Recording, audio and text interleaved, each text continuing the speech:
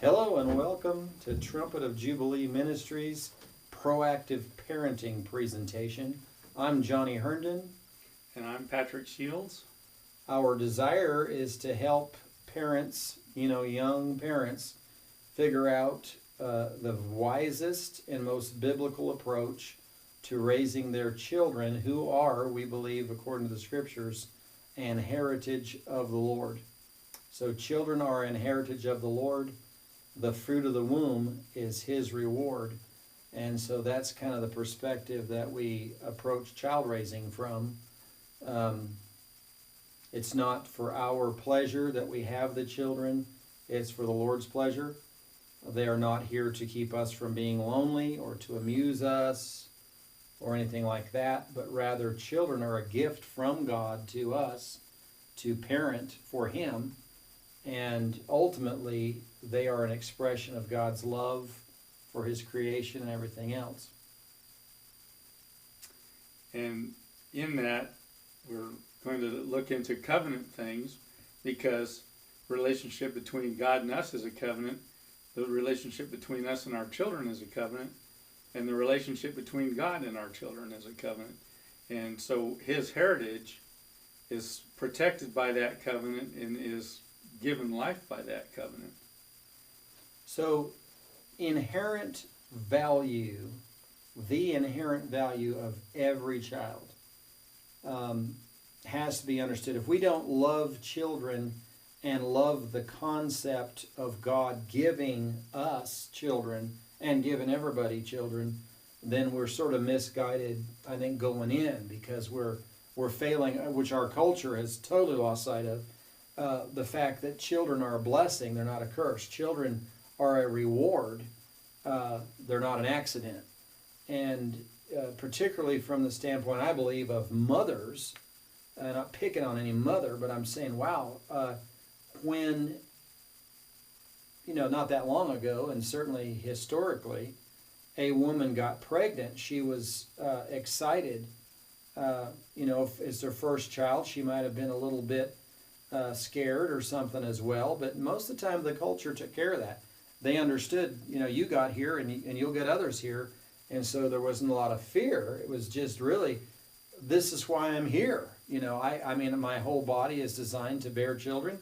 My heart, my soul love children, and so a woman was, totally excited about a child, and that woman recognized, if she didn't recognize going in, I'm sure after 9 months of carrying a child, she would really have a grip on the inherent value of that life that she was carrying and nurturing. Part of that's what's motivating us to do this series, is that we recognize right now, for a lot of people, children don't seem to be a blessing. They seem to be a curse. They seem to be brats, and it's like, well, I'm going to avoid that situation. If that's your view of children, or you've been around children and are like that, that didn't just happen. They were trained to be that way. Nobody wants to admit it, but and so we have ideas that come from the Bible that show how that on purpose you can take steps where your children won't turn out that way. They won't be brats. They will be a blessing.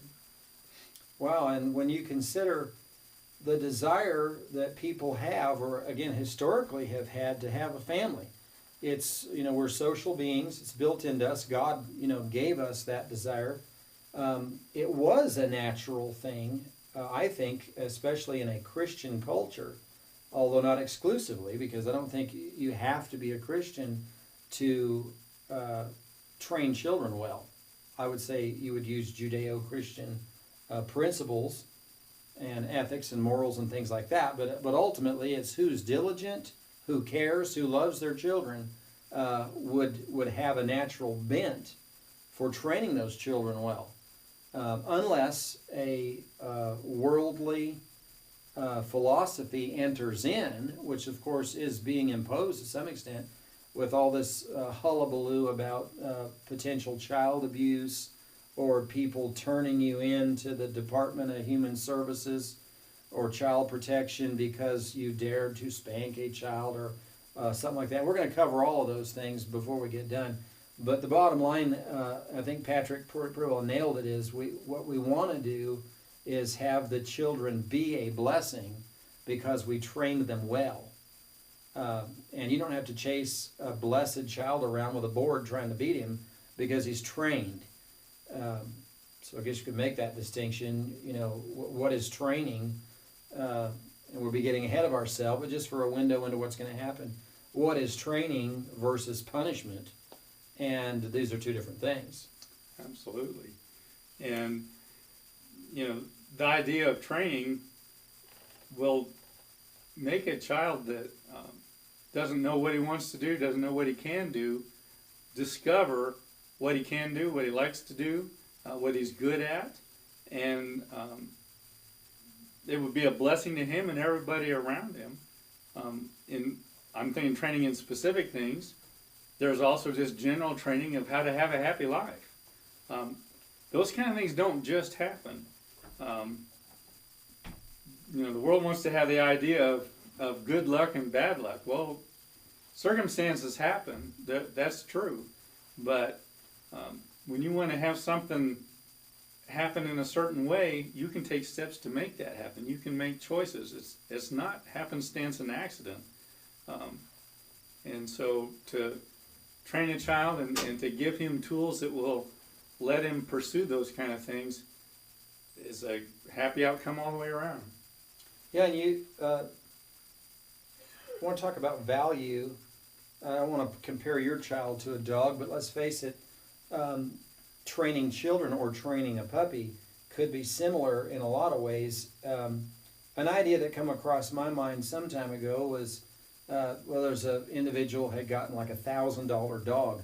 I don't come from a $1,000 dog background myself, so that'd be kind of a shocking thing. I've had dogs that are worth well over $1,000. I just didn't pay that for them. But anyway, the issue here at hand was the individual was seeking like professional training for his $1,000 dog. And while I couldn't even imagine really paying $1,000 for a dog, I also then couldn't understand, because I never had done such a thing, to go get professional training for said $1,000 dog. But his, I guess, excuse or his justification was, hey, if you pay $1,000 for a dog, you want to maximize the value of that dog by training him. Well, he's right, and it kind of struck another kind of chord in me then, because I thought, well, yeah, because you don't want to have a dumb $1,000 dog. Hey, that'd be adding insult to the injury of that price. So that would relate to child training for me, where I would say, look, my child is worth infinitely, infinitely more than money. And so the least I can do in thinking along those lines is say, hey, if I'm going to raise a child that has infinite value, enough value for the God of the universe to die for that child's soul, then I would say it would probably be appropriate to invest myself and my wife's self and everybody's self around here into training that child in the way that he should go, so that as he is growing old, he won't depart from that training, and he will be a valuable, wonderful contribution to a healthy society, and you know, and not someone to occupy a prison cell. And you know, there's wonderful people occupying prison cells, but it would probably be more fruitful for them if they were elsewhere. Amen.